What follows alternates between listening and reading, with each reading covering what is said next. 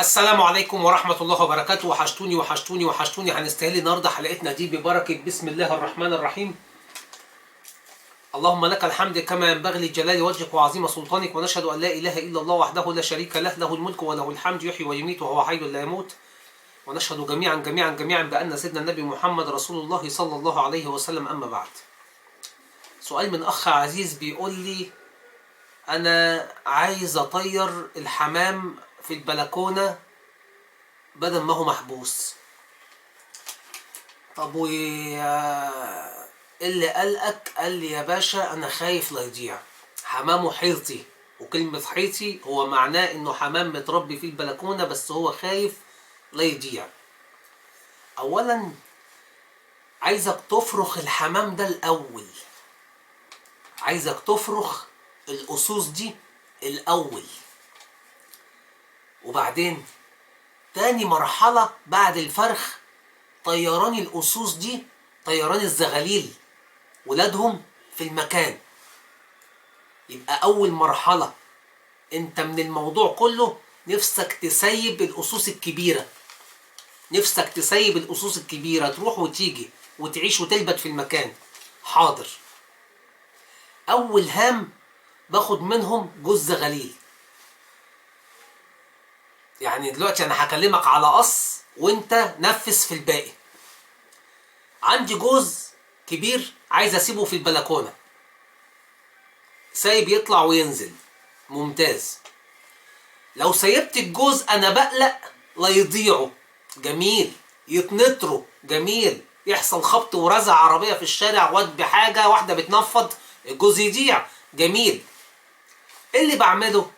بفرخ الجوز ده جوز زغاليل. بيطلع جوز الزغاليل على بال ما يشدوا حيلهم كده ويجوا يطيروا، بسيبهم، بخليهم ياخدوا وقتهم قوي في السيبان، ياخدوا وقتهم في السيبان.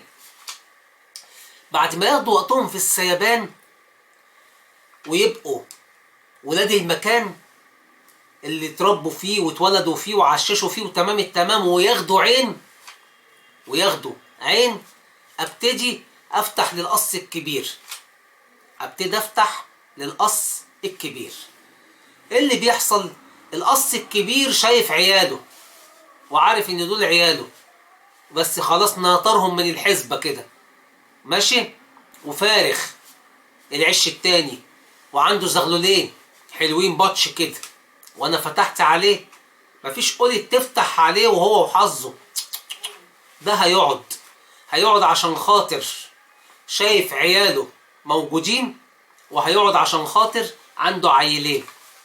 هيتبصص ويتحقق من المكان، اعمل له دراع يقف عليه ويتبصص ويتحقق للمكان، ويخش جوه ويخرج بره، وانت ما انتش عامل له قلق.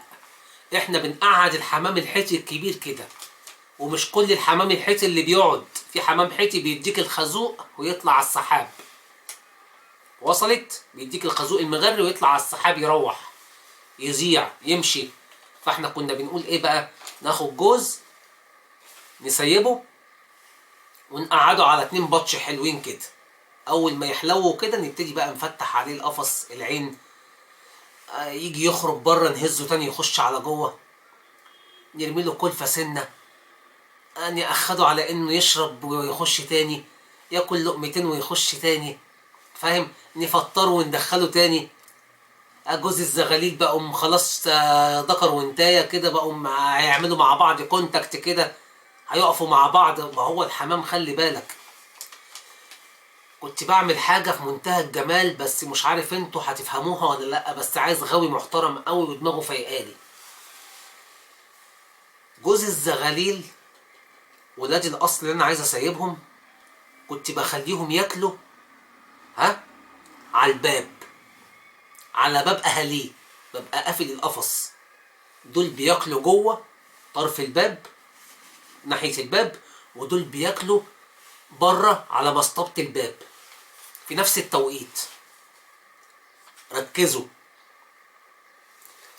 ساعة ما باجي أكل القصين الأب والأم وزغاليلهم اللي بره، بأكلهم في نفس التوقيت.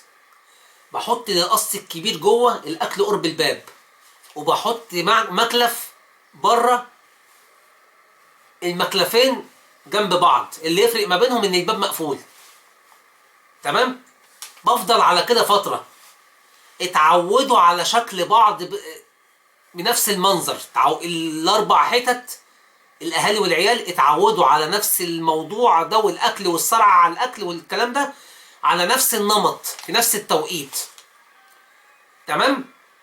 في مره من المرات سيبت على صاج كنت حاطط عليه كلفه، فضلت انقر عليه بالكلفه، خرج القص الكبير ياكل مع القص الصغير وقعد على حسه خلاص.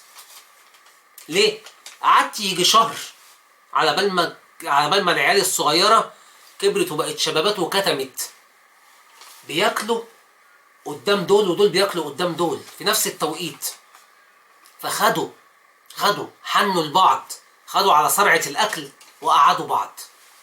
فدي برضو كانت طريقة زي الفل بقعد بيها الحمام. اخد منك جوز أأكله وانت تشوفه وهو بياكل، وهو يشوفك وانت بتاكل، وبعد كده جوعكم انتوا الاتنين واحط لكم الاكل انتوا الاتنين مع بعض بره. وصلت؟ يا رب تكون وصلت. ركز عشان خاطر تربية الحمام دي مش سهلة، عايزة دماغ، لانه مش فرخة قاعدة على الارض توطي ايديك تجيبها وتجري وراها تحفقها. لا، ده طائر ممكن يخلع منك ويمشي، عنده جناح، طائر ذكي. النسر لما بيترمي من مكان بيتوه، ما شفناش نسر اتربى في مدينة واترمى رجع لصاحبه. ما شفناش غير الطائر الوحيد اللي على مستوى المجرة والكرة الأرضية هو اللي يترمي يرجع، فرد الحمام. ليه؟ على حسب ما بتدربوا وبتظبطوا وبتهيئوا وبتسستموا على انه يتظبط على مكانه اللي هو متربي فيه. الدماغ دي بوصلة.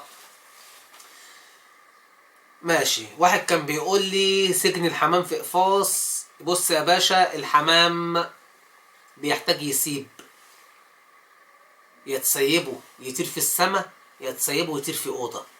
ما ينفعش يتحط جوه أوضة ويتحط جوه سلاكة جوه الأوضة، يتحبس جوه الأوضة كمان، ما ينفعش، لازم يتساب. وأنا قلت لإخواتي وحبايبي مهما كنت مسيب ولو فتحت عليهم هيقطعوا بعض، أنا فاهم.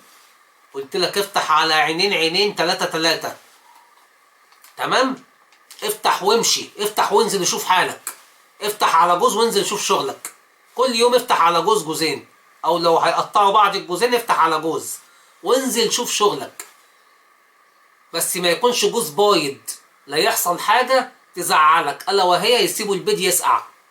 البايض خليك قافل عليه. وصلت؟ وما تشوقوش وخلوها على الله. واحنا كل الجديد ليكم، واحنا بيكم وبنلقى بيكم، واللي يصلي على النبي يكسب. نهاركم ابيض ويوم مشرق ان شاء الله، يوم الاربعاء. سلام عليكم.